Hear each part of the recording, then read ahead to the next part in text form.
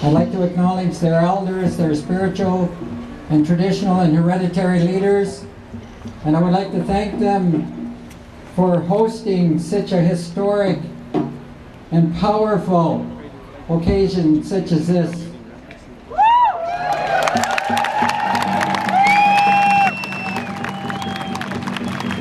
Opportunity for all of us to support the wild salmon and to show the government how much we really care about this issue.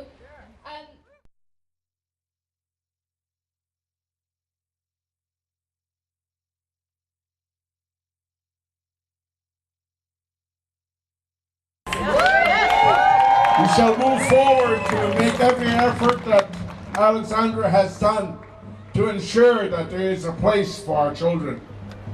That there is a place for our children yet unborn. That's a legacy that we have to leave behind. And I'm really grateful that my nephew, Olwadi, has put together an effort for us to go into litigation at some point to address the issue of having to get rid of the salmon farms in our archipelago. I don't have much to say to you because my feeling is it's over to you now. I know each one of you is going to go back to your homes and you're going to write a letter and you're going to email both your members of parliament, your MLA, Harper, Gordon Campbell, I suppose. and anyone else who you think might be running the show here, because what is going on is berserk. How we got convinced that it was okay to let these Norwegian companies come in and put fish in pens and tell us we couldn't go near them. Shame! And they vaccinate their fish and say it'll be okay. But it's not okay for our fish. I have spent 10 years looking exactly at what their farms do to our fish. And as I said in the previous spot, people and salmon can live together. We know that. It's been proven because 10,000 years ago, when the ice receded from this continent, the First Nations people and the salmon came together into a hostile land, and they thrived together.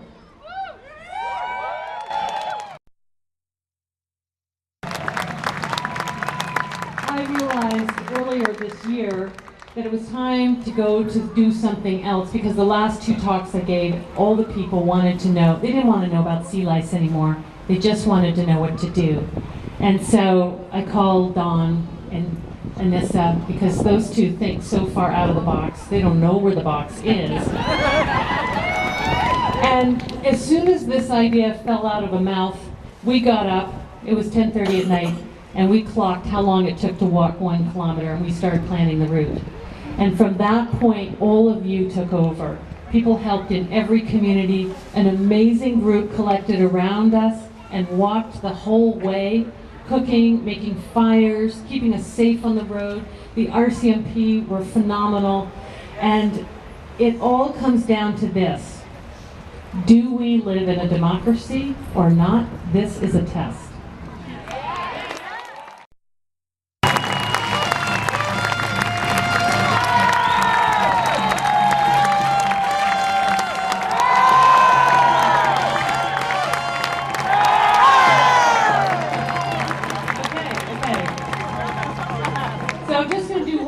Thing. When I left the Broughton Archipelago, I scooped up a jaw from a salmon.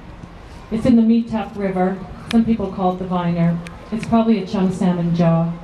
And I'm going to lay it on the steps of the Parliament building, because we have been a successful migration and we can leave something behind. There's that many of us. We can be not as generous as the salmon, but we're taking that step. So thank you, every one of you. I almost wondering if I'm awake. I really think we can have our wild salmon now. Thank you.